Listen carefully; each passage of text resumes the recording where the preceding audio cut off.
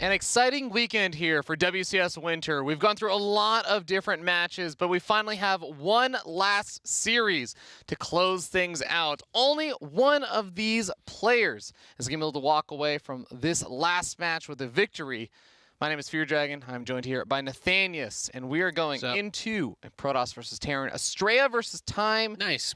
Should be a pretty interesting one, just because this is a rematch from the group stages, but while Astrea did end up winning out that series 2-0 in honestly a pretty dominating fashion, just having a really good read on Time, Time is looking like a different beast today. He is looking so good. And Time is playing without latency, so that is going to have a huge impact on his ability to perform in this match, and I feel like from Astrea, we're going to have to see some weird stuff come out of him. I'm talking wonky builds, maybe some sort of mass charge lot warp prism. I don't really know. But based on Time's performance thus far, I have the utmost confidence in him going into this series. Yeah, and actually just looking at his performance so far, we can see, I look so silly when I do this too early. We can actually see, looking at the standings, that we do have Time sitting very high up there. Of course, Scarlet getting that last victory versus Neeb, able to tie up the series score with Time. It looks like Time did actually suffer a single loss there as well. But you look at Astrea, on the other hand, he's sitting at the edge. He's kind of teetering at the edge there, 2-4. And if Puck is able to win this last series that Puck is playing, and Astrea ends up losing this series pretty badly, things can get a little bit dicey. It might go down to map score and everything. So this is a pretty important match for Astrea and also for Time if Time wants to get that #1 seed in the group, which, by the way, with this format, would in the playoffs guarantee him a spot in the grand finals. Yeah. All he has to do is just hope that he can outperform Scarlet here. A lot at stake. You don't want to go, if you're Astrea, down to tiebreaker with Puck. You want to be able to be in control of your own destiny.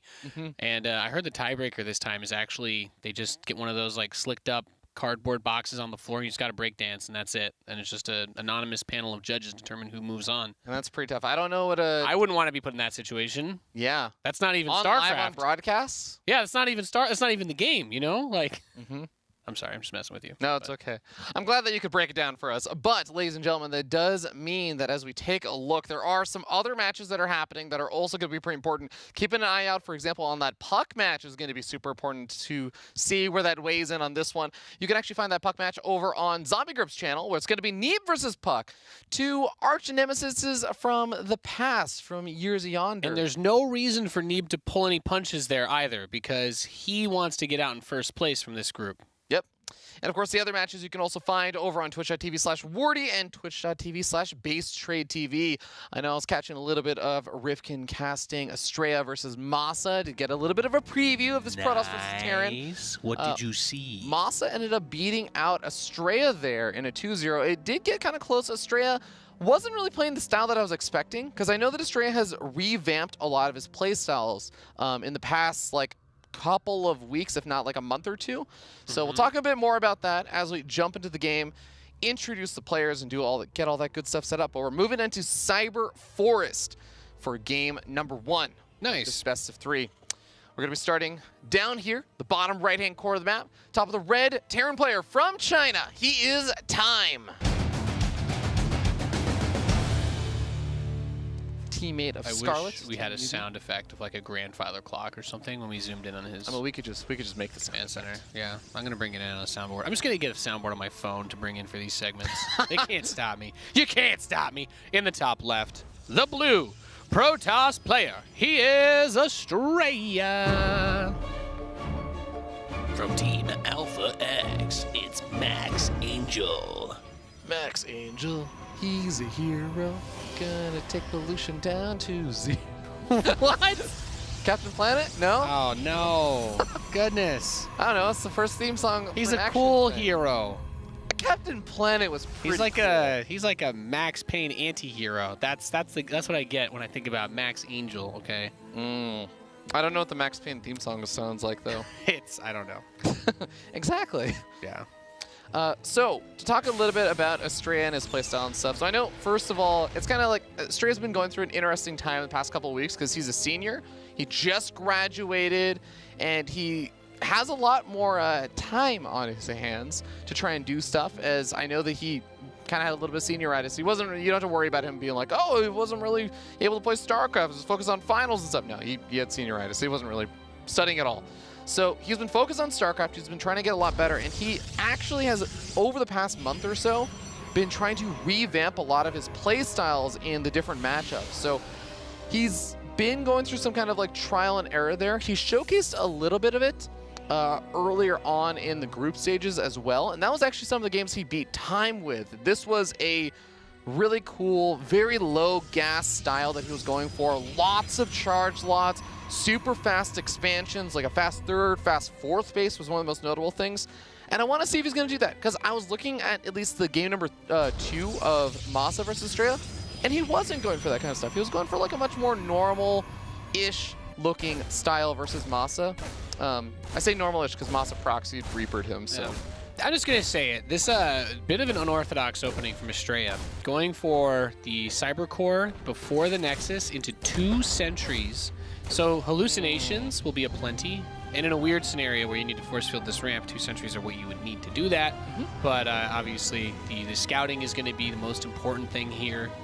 So not opting for the Nexus as quickly as he could have gotten it, but will be able to immediately get that. And then, God, my favorite thing about the Nexus, man, 50 energy on it as soon as it's done. Yep. Amazing. Super nice to get that extra crit boost. Ooh, tries to body block the Reaper a little bit. I mean, it still gets a perfect scout out and sees the Robo. Yep, and that's really all you want to see. I mean, saw the double sentry and the Robo, so he's immediately going to be thinking, okay, you're doing something a little bit weird and a bit different, but with that Robo, I mean, we're seeing the first Immortal on the way. Astrea, I mean, he's the kind of player that also would love to do something like, let's start up 1 Immortal, you go straight up to the Robotics fan and go for some Colossus or Disruptor drops. He's exactly that kind of player. Okay. And some of those builds where you can focus on those tech units give you the opportunity to deal with some of the very standard types of attacks that players see these days. One thing he won't be jumping away from, is that fast third. I mean, you have the natural saturated so quickly, whereas Terran's only got 8 workers on theirs. But for the Protoss, it's like, all right, you immediately get the third up and going. And that's where this matchup is right now, as you try to get up to like 12-ish probes on your third in time for whenever the Terran's 2-base push hits. And then if you defend it, you're usually like way economically ahead, and you get to dumpster fools. And we did see only one of our Terrans willing to play any games that weren't super short lately in Hero Marine, who brought us a little something else. Yep. We don't see a Warp Prism or anything coming out right now from Astrea. In fact, he is moving out around the map, maybe just to try and pick off some of those forward units. And yeah, he does actually pull back immediately after he does pick off one of those forward units. And being in position for this drop is going to be pretty important. It's not even 2 full medevacs, so this timing might catch Astrea a little bit by surprise here. It's kind of like one of those old, it's like a 2-1, it's a 2-1-1. Yeah, it is. It's a 2-1-1 with where it hits as fast as possible instead of waiting for the 16 Marines. Yeah, you skip out on a couple of the Marines. That's the second claw. This build's actually really weak against Colossus opening, because if you stim and you go down to 35 hit points on your Marines, and the Colossus is 17 versus light, I think. And you don't got combat shields, you're going to be eating that shot to the face and losing your Marines all immediately. Your Marines will pretty much die instantly. So very good opening from Astrea versus this, because those Marines are not chonky enough to take a fight. So that third base, he gets away with it very handily. And now I think this is going to...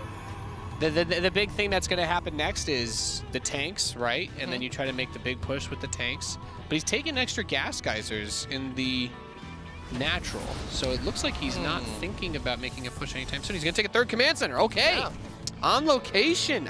Well, he's still going to make the push out, it looks like. And I mean, your opponent, yes, I know a lot of Terran players like to talk about how they got to take their third bases later than the Protoss, but this is a fair bit later. Remember, that third Nexus went down for Astrea like 3.5 minutes or something? 3 minutes, 58 seconds. Yeah, so Astrea's had that third base for almost 2.5 minutes longer than time. Time has got to do something with these units. Wow, catches that Stalker there. Stalker sees the drop. Goodbye. But that random Colossus being there is all to help. And then you follow up in double forge, right? Protoss is saturated on 3 bases now, whereas the Terran player just trying to get that third up and together. But this is where the pressure is on, right? The Protoss doesn't have all their upgrades, right? 1-1 is only just now going to be starting. And there's no blink.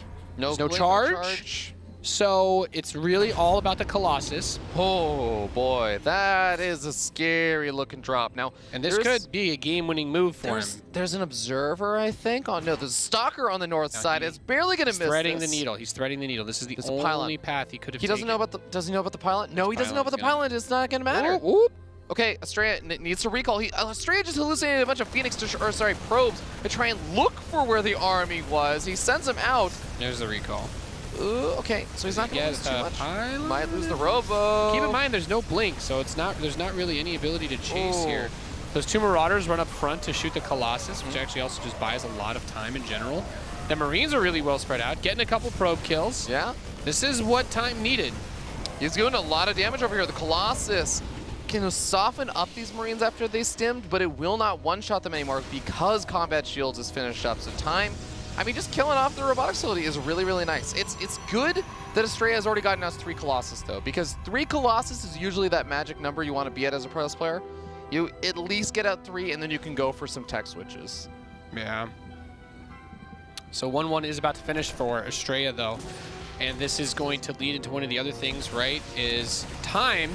So when we see Terran versus Protoss games that make it past that, you know, attack the Protoss when they're on 3 bases scenario, oftentimes we find ourselves with the shoe on the other foot. And it's the Terran player defending their 3rd from Protoss who's had a 3rd and taking a 4th. And there is the 4th now starting up. Because generally you run into a Protoss player that's got 2-2 finishing up once you're trying to get that 3rd saturated.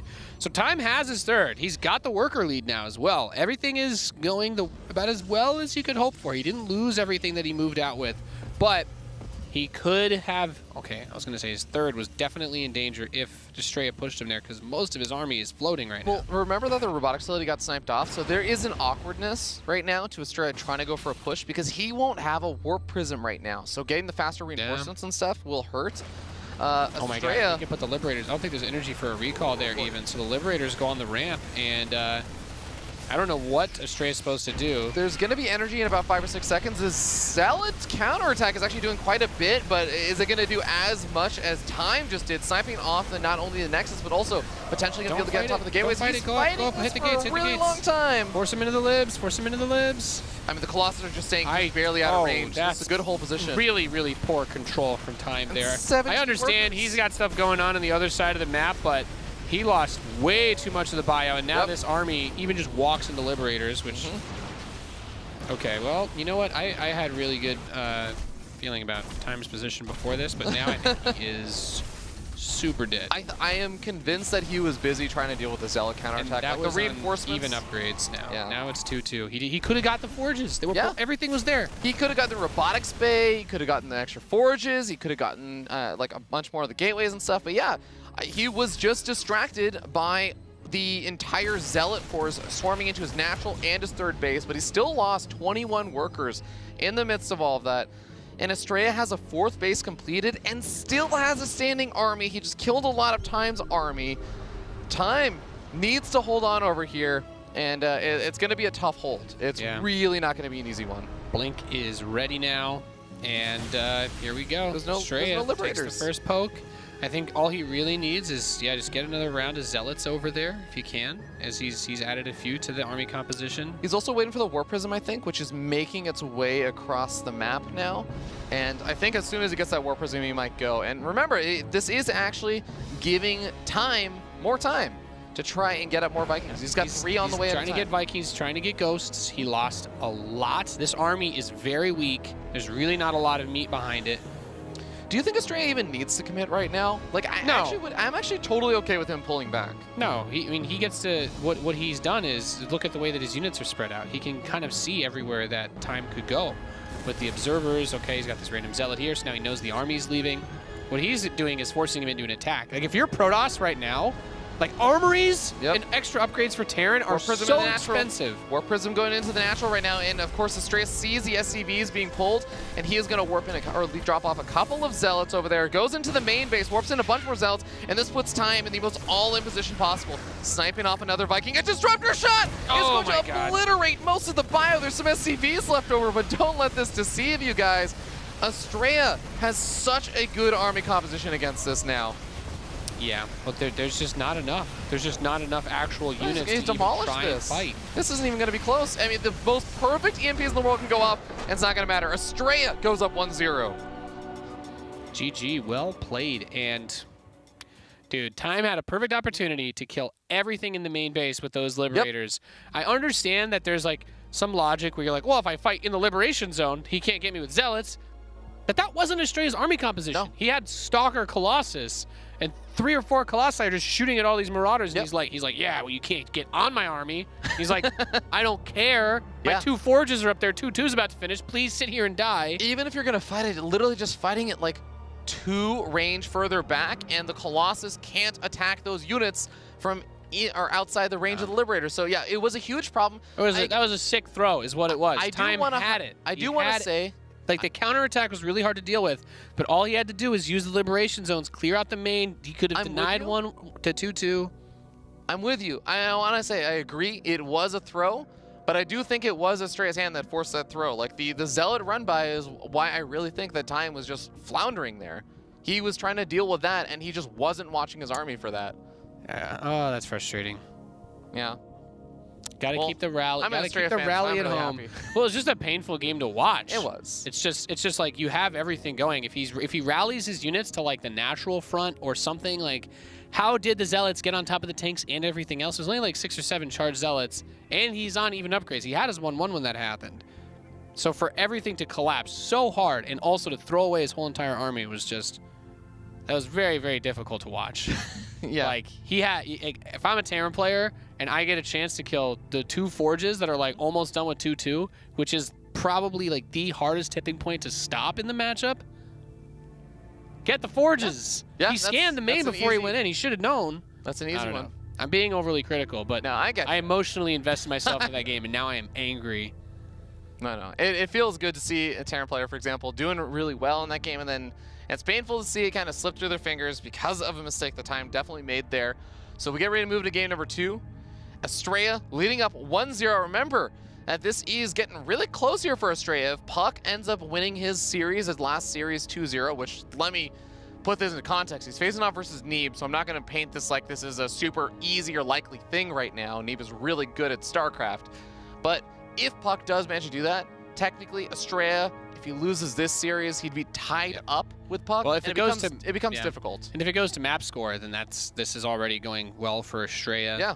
If he wins this match, he is 100% in the 6th seed, I think, right? Is what he's basically fighting over with Puck. He is guaranteed going to advance to the playoffs. He won't go to the losers bracket if he wins this. Yeah. Right. Or sorry, not losers bracket. He won't get knocked out. Yeah, exactly. So he's fighting for his life against this man in the top left, the red Terran player. He is Time. Like a really, really deep bass grandfather clock, you know? Boom. Yeah, like the kind that you would hear in a spooky mansion in the middle of the night, you know? Well, I feel like the ones that you hear in spooky mansions, they're always like something really weird. It'll be like, you'd expect a bird or something, but it'll be a bird and then it just makes like a no, just the TikTok, just the really heavy TikTok sound. I guess I don't watch enough horror movies to make that comparison. Regardless, guys, down here in the bottom right-hand corner of the map, we got our blue Protoss player. Goes by the name Max Angel. He is Astrea, Team Alpha X. Max Angel. My breakout player pick 2019. I think this guy is going to go really far. And look at this, already mixing it up. Fast Zealot here. This is also double gas here for Astrea. So he did kind of open like this, though, with the fast core, and then he expanded. So gate core expand, I find that this strategy is your very safe play against proxies, especially if you do it without scouting. Like you're just cancels the Zealot, yeah. Yeah, so the Zealot is basically him saying, if something weird happens, then I finish the Zealot. If not, no. Honestly, it's super Heart of the Swarm, Wings of Liberty-ish is what it is, where it's like, yeah, you get the Zealot cancel. That takes me back. So your Nexus isn't as fast as it could be, but because the command center, even though the command center is a little bit earlier, you still have to turn it into an orbital command, which adds another like 25 seconds onto it. So the Nexus will still be done first, Yep. And then, of course, you don't have to pay to get the Chrono, so he's not really, like, giving up the economic advantage that Protoss typically has at the start of the game, but he is giving up a little bit of it. He's trading it off in certain places, and for example, he goes to this Robo, and I'm pretty sure in about, like, 45-ish seconds, he's going to throw down his third if he plays, because he's playing pretty much the exact same looking build as the last game. So that is one of the reasons why this build is not necessarily bad, though, is even though he doesn't get his Nexus as fast as he could, the faster cybernetic score means he gets a faster hallucinated scout. And that faster follow-up scout tells him whether he can be crazy greedy and take that 3-minute third base. Because if there's nothing coming his way, then by the time he could even get an attack to fight it, it's already too late. Like, he'll already have the third base saturated. So this game is going to scout, and he's going to see the tech lab on the factory. He's going to see that the factory is still producing something. So it will be a tank. I do wonder if there's a potential, I think, like, oh, could that be like a Cyclone or something? So, and that could also swap off to the starport to maybe make some Banshees, since that is occasionally something that'll pop out here and there in PvT. Yeah. So the medevac and the tank now signifies to me this is going to be a faster attack, and Time is going to try to bring the pain a lot faster. This hallucinated Phoenix Scout may not see it, and this does concern me a little bit. We do have an Immortal being made, and that third base is about to start, Fear Dragon. The probe is there. All right, this Observer, this is really, really important right now. Yeah, seeing up just a bunch of Marines out in the middle of the map. He's actually going to set up right over the Marines. Bit ballsy, but he's going to actually spot out the medevac, and it doesn't seem like Time has noticed. He doesn't see the tank inside the medevac. Oh, that's so clever there for Time. And but, well, oh my Astrea, god, well, this is actually still really good. I think getting into this as soon as possible is nice. Got some force fields if he needs gives him just a little bit more of a heads up. And that force field is really nice, because it basically says if you want to save these units, you got to grab them with the medevac, and then the Stalkers can get more damage done to it. And not only that, but he forces the siege tanks to siege up. Most of the Marines have been picked up. Astrea has pushed this back. Most important thing about what just happened, Fear Dragon, is that he didn't start the third. He chrono boosts out the second Immortal, and I think that should solidify himself as being safe. But it does change the dynamic a little, right? A minute ago in the last game, the third Nexus started. Now, there is no third, and the third command center is on the way. So Time's getting ready to play another macro game, and Max Angel has given up some of that early economic advantage he would typically otherwise have. Time is kind of in some trouble, right? Like, there is that one tank, and I actually think the third CC is really well positioned to prevent an easy snipe off on the tank. I don't actually think he can break Time here. Yeah, especially with no Warp Prism, and the reinforcements are going to be kind of slow, but he is getting some really nice chip damage. Plus, the problem is there's now nothing here that would deal with. It's going after the SCV. He's trying to delay that, but there's medevac. The problem is there's nothing here that could deal with an SCV pull. Like, if you pulled SCVs against this, you're not going to break him, because that tank is super tucked in. So Raven comes out. Take his third Nexus. Oh, he's looking for that Observer right now with the Raven and the Viking. Yeah. He has a Cyclone, right? So yeah, he's got an anti-Observer force. Not actually going to find it though. It's just a little too far forward. So that's probably going to give Astrea a bit of a scout, maybe when the third base finally gets landed there. Or maybe if there is a big move out, depending on when Time decides to push forward with that. But this is something that Astrea is doing really well, though, that you just pointed out, is he's got units everywhere. See, we got this probe here. He can see stuff, but should he though? Should he have stuff there? Of all the units you could position, is that a prism? Is he gonna shotgun? He does have a prism now. Is it a mortal shotgun? Because I don't hate that, but the Raven would shut it down so very, very hard.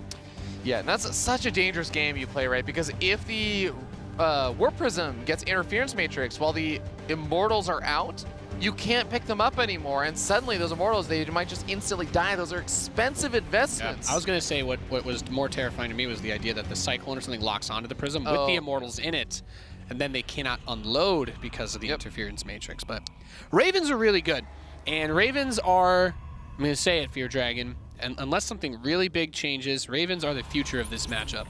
Because that makes me happy. The utility, we saw Hero Marine make great use of them against Colossus earlier today. And at the highest levels of play, the ability to use Interference Matrix on units like the Colossus, like that Warp Prism, it'll stop a warp inside your base if you've got your Raven by there. And for Bio as well, when you get into situations where you're playing against someone who wants to play like that charge lot Immortal Archon style, right? Or just mass charge lots or mass gateway. A Dorito cannon in the heart of those zealots turns them paper thin. So Astrea just spot out this army moving across the map, and his army, I mean, he is seconds away from having Storm. This is a weird one. He's gonna try and fight into this. The charge lot's not really absorbing many of the tank fire. Oh my god, that Storm though! Most of the bio ends up disappearing, and a lot of the rest of the left-hand side disappears. The Immortals are surviving barely, and they are getting a couple of pot shots off, but it looks like just narrowly. Time is still going to win out on a majority of this fight. That Dorito cannon, so strong though. Those units with only +1 armor, the majority of Astrea's forces get put into -1 armor. Yes, ladies and gentlemen, that's a real thing. So it's a good cleanup, good stop on the push, but this is, I would still say, exactly where a Terran wants to be, right? Look, we only had 1 forage going. +2 armor hasn't even started. So Terran's on even upgrades. He's going to get the armory. It doesn't matter as much, like 1-1 versus 1-1 as Terran, like you're totally happy with that. 4th Nexus is going to start, and this becomes where the tipping point gets hit, because we're going to have ghosts with EMPs, and I really, really like how this game is going for time again. And I guess it really just begs the question, will there be another flub with like a zealot counterattack while he, you know, throws away half of his army on the ramp? Yeah, the one thing I will say, and I'm actually with you, I think that in a lot of ways this is actually a nice game for time so far, and actually I love that snipe off, picks up, goes over to the main base. He's going to scan ahead as well, playing so well here, seeing that those stalkers are there, so he's not going to sack the medevac. But I do think that Astrea is one of those players that I watch his late game PvT, and that's actually where I think Astrea oftentimes looks the most impressive. It's not necessarily just like the early game openings and stuff, which he does, which are fun and kind of weird and different, but his late game control I think is super on point. He does a lot of the small things that not every pros player does, like keeping a lot of his High Templars in the medevacs to make sure they can't just get EMP'd, dropping them out, doing some nice pickup micro. I love a lot of the small things that Astrea does in the late game, and we're going to see if he's able to pull those out or if time is just going to be able to continue to show that dominance he showed throughout the rest of the day, but wasn't able to show in that first game. Yep. So we got to set up over here by this potential 4th and the natural expansion. So it looks like some units were kind of heading down. They turned back at the final moment. This is a scary army though, because now with the ghosts to help deal with the High Templar and the Archons, and also the Raven still being in there to cut down that lack of armor upgrade. To give you an idea, the effective damage would be right now like having, it's that +3 damage against the shields and the armor. It's like if these Marines were going to be at like +4 attack or something. And comboed with the Liberators, I mean, you get a nice EMP off, I mean, of course on the High Templar or the Zealots and stuff, but even the Stalker count is not actually that impressive. He just warped in 6 Storm Stalkers, so he goes up to 15. But I mean, we're going to have Liberator number 6 and 7 coming out. Oh my god. He's got so much map vision. This is definitely the biggest strength here for Maxed Angel. As well as a 4th base. 4th base is definitely helping out. He's adding on the robotics base, so if he does make it difficult for time to ever push out, he's going to buy himself enough space to actually try and get up Colossus or Disruptors and just make this even more control intensive for time. Because I know you were saying, it's this army for time, it's not one that just kind of happens without micro, right? You need to really control this well. Yep.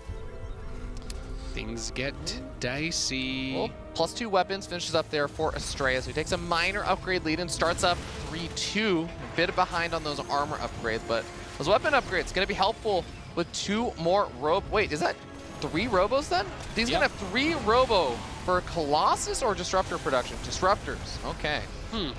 He does the little storm drop.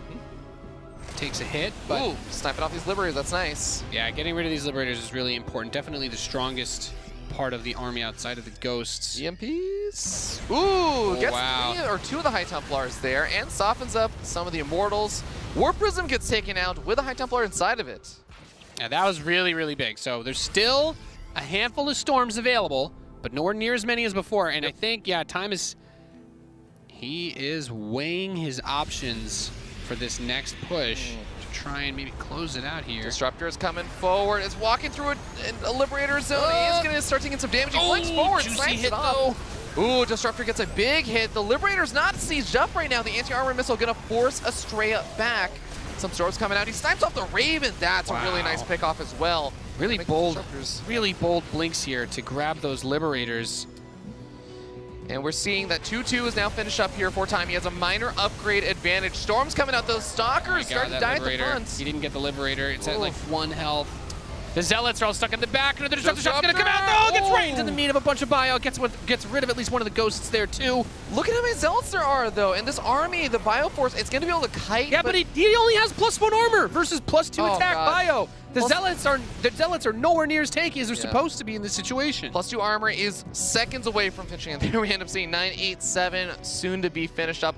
And he's adding on the Colossus now. I love this because, remember, this is actually what I thought. He was going to go for Colossus over Disruptors because he had +3 weapons about to finish up. He's going to have that typical Protoss upgrade lead in a second for weapons, and the Disruptors don't really benefit from that. Colossus can definitely take advantage of that. Are there any ghosts left? Okay, there's one more ghost. Those High Templars clumped up.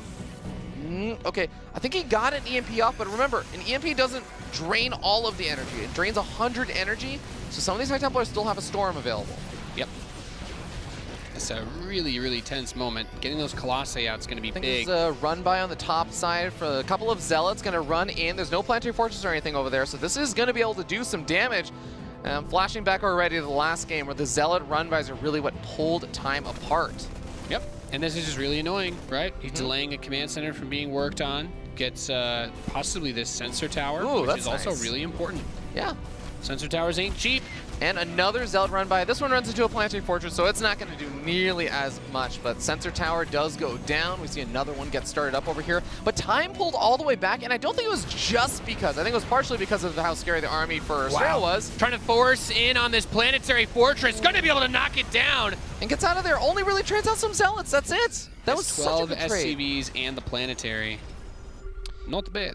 Yeah, Thermal Lance wasn't done this whole time, but now it's going to be finished up. And he's going to go back into Disruptor production after adding on just those 3 Colossus. Snipes off another command center. The Colossus is going to be a bit vulnerable from behind, but the Disruptor are going to force the Bio to retreat. Liberator's trying to siege up at the last second, but is it going to be enough? Disruptor still doing more damage. The problem is these Stalkers have a lot that they need to focus their attention on between the Vikings and the Liberators, as most of the Colossi do get cut out. Oh, but there's another Zealot run by. He's trying to get more damage on. He's sniping off more SCVs. Time down to 53 workers and having to pull all the way back into his main base. Oh, wow, getting ghost kills inside the main. Yeah. Oh, 2 ghost kills there, and there's 4 more ghosts on the way, so Time has more where that came from. But remember, he just lost his 4th base. His economy is hurting. It's really hurting. Yeah. It's the most difficult thing about trying to manage these armies is all of your units are like, it's really weird to say this, but the units are slow, right? all the Protoss units that are coming up with these Stalkers and these Archons, they all move faster. They're naturally fast. Yeah, so you've got to stim, which means you're constantly pushing these medevacs on their energy, and your Liberators, they're only helping you when they're able to siege. So you're in like a really tough spot where being pulled every which way like this is really, really hard to handle, and that's why we've seen Astrea be able to pick off a few of these expansions as effectively as he's been able to. Another Zealot run by going to the north side. The sensor tower was remade, so Time has full vision of all of those little red dots appearing there. But the question is, does he have enough army supply that he can actually afford to segment off enough to deal with the Zealots and also at the same time put on this kind of counter pressure and also take the main army fight? The answer is no. The main army fight goes horribly, horribly wrong here for Time. He is going to be able to maybe snipe off a base, but that's not going to be enough. GG, Astrea takes the 2-0 over one of the leaders in the group. Dunked on him, and I've got to say, I really felt like Time was in a good spot earlier in this game, and it fell apart hardest when the Disruptor came out, immediately got a big shot off, but also the Stalker control, really, really impeccable out of Astrea. The amount of Liberators that he was able to snipe was huge. Would have liked to see Time go for advanced ballistics for his Liberators, keep them a little bit more tucked in, a little bit more safe. And man, the run-bys, always so hard. The Zealot run-bys, and that's the thing, like, you're just taxing your opponent. You're bringing more of their APM to deal with the defense, so they don't have as much to try and do things like if the Ghost EMP is off, or stim back your army, or focus fire down the Colossus, the Vikings. It's hard, because if you want to defend against those Zealot run-bys, your only real option when you're maxed out and your army's on the map is you have to take supply out of your main army and put them into bunkers. And even like 1 or 2 bunkers, like just one will probably not be it, right? So you're going to dedicate 8 of your army supply to defense, and it's It's like a really hard decision to make about where you're going to allocate your resources, because even some of the Liberators weren't in the fight because they had to be stuck defending against the top side from those Zealot run-bys. Yeah, if there's one thing I really have to compliment Astrea not just like the Blink Soccer, obviously the control was really good, but it was just the way he controlled the map, right? We're talking so much about the vision on that map for Astrea. Go back through this VOD. Just look at the minimap. Minimap, Astrea was everywhere. He had pylons in all the corners, on all the major pathways. And he had Scouting Immortals. He had Scouting Immortals just in case he needed them. With the Warp Prism, of course. Yeah. But yeah, it was that, and then like you just even remember the try and push through that Time tried to make through the center. That got delayed so much, and Time basically had to back off from it because Astrea was controlling the center so well. And the thing is, Astrea had so much peripheral vision around the sides of the map that he didn't have to worry about a big drop going into his base. And he did get caught off guard on that in the first game, and that's where Time threw everything away. But in this game, because he was able to maintain that vision, he could, without risking himself, put his army in the middle of the map and say, hey, you want to attack me? It is not going to be that easy. I'm pre-split down the middle. Damn, guys, I feel like I could talk about, and it sounds like Nate also could talk about that game for a really long time, but let's go over the round scores and stuff, because of course that was the final round for the round robin. That was the last series, so this is the important one that decides all of the group standings at long last. 2-0 in favor of Astrea overtime. We had Scarlet, as we saw earlier, taking a 2-0 over Cham. Masa did manage to take another 2-0 over Probe, so unfortunately Probe had a bit of a rough run here today. Hopefully still showed some good games that you guys enjoyed. And Neeb taking the 2-0 over Puck. So that does mean Puck and Probe, I believe, will be knocked out of WCS Winter. And we'll get a final look at the standings, I think, in a little bit to talk about where everyone else landed up. Because I think that should have some pretty interesting results there. So Time is out of the running for first seed with the way that this series resolves itself. But Scarlet and Neeb both winning their matches. If it goes to the head-to-head, then Neeb should, right? Well, we'll find out, because I think the standings are actually ready. So, ladies and gentlemen, here are the standings for the end of the round robin for Americas. We had Scarlet in first place, still dropping one series, but doing pretty damn well. Actually tied up with Neeb, and it looks like in the head-to-head, Scarlet did win out there. Yeah, it was no overall map wins. Overall map score. Sorry, yeah. The overall map wins. I forget head-to-head is actually like a whole other thing. Yeah. Time still coming in third place, so still coming in strong. But that last loss to Astrea going to cost him his chance to be in the top 2.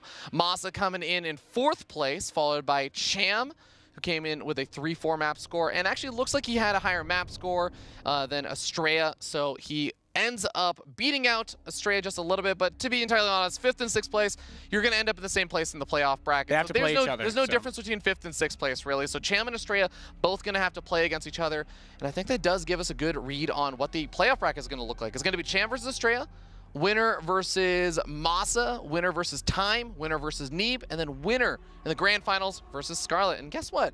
If you guys didn't think I was good at explaining that, here's the bracket. This is simple. One match at a time. Now, there is still a chance that Cham or Astrea can make some amazing run. They have the next 2.5 weeks to prepare for all of these opponents. The American dream right there. You win one match at a time. There's only going to be one stream, one game, one line of matches. It's going to be a really fun, kind of almost King of the Hill style format. And of course, Scarlet, the big bad boss at the end to beat in the grand finals. The wonderful StarCraft Battle Royale, my favorite. I am super excited for that, Nate. Can't wait. It's in a couple of weeks. It's like April, like the 3rd or 4th or something like that. It's going to be a lot of fun. And that is going to be in the studio, guys. All the players will be out here at this studio right here. So be sure to be on the lookout for that. You'll be able to watch it online. But yeah, Nate, any kind of closing thoughts or anything? I had a lot of fun this weekend. This round robin format was a lot of fun. Yep. It's really, really nice. Like, being able to talk about something even just different than the normal GSL group status, following some of the stories that we had so close for Puck. Astrea really did a great job closing it out, making it in by the skin of his teeth. And, you know, I'm friends with Puck. I feel a little bit sorry for him. But the thing about this format is it gave him the more opportunities than any other format would have to make it out of this group, right? So exactly. We got to see a lot more games. And, of course, if you only watch this stream, please, guys, go check out the VODs over on Base Trade TV, over on Wardy with 3 Eyes, that's WARDIII, as well as Zombie Grub's Twitch channels. all the VODs are going to be available over there for all of the matches that you just saw. Rifkin, Zombie Garb, and Wardy doing an excellent job commentating, solo casting all of those series. We kind of had like the 3-person rotation and stuff, so we had a little bit easier time. Those guys solo casted the entirety of the WCS Winter Round Robin, so props to them. Seriously, go give them some love. Go give them a subscription on Twitch if you feel so inclined and all that good stuff. Or give it to me. It's all good. Yeah. It's all the same. And also, one other shout out to our wonderful observer that Nate and I are so happy we had have an a dedicated this observer, weekend. Guys. Awesome Sauce is his name. It's, if you guys want to check him out on Twitter, it's awesome with 2 E's at the, or sorry, 2 E's at the end. 2 E's. You're the expert on this, man. It's AWEE some sauce. Yeah. Okay. AWEE some sauce on Twitter. So go check him out. Go give him a little love and tell him that you enjoyed the observing. But that's going to be it. So we will see you guys in about 2.5 weeks with the WCS Winter Playoffs. Until then, happy StarCrafting and take care.